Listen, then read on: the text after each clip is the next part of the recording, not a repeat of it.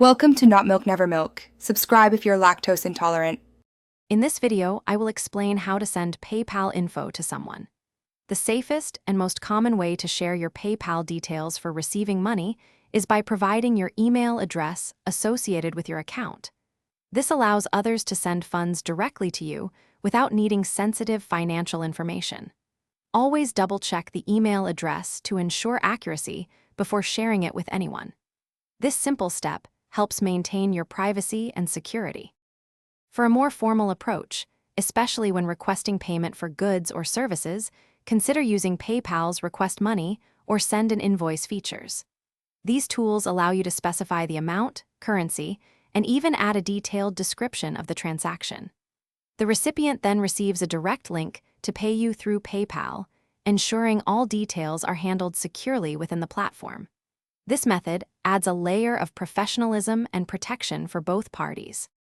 Another incredibly convenient option is to create and share your unique PayPal Me link.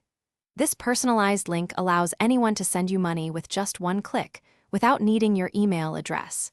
You can customize your link with your name or a memorable phrase, making it easy to remember and share across various platforms. It's perfect for quick payments among friends, family, or even for small business transactions, offering a streamlined and secure way to receive funds.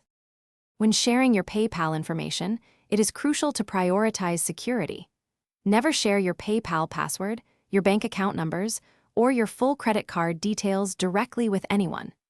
PayPal itself will never ask for this sensitive information via email or text message.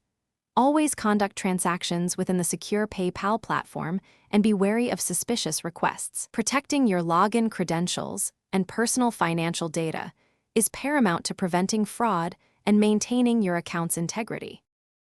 Thanks for watching. If this was helpful, leave a like and consider subscribing. See you next time.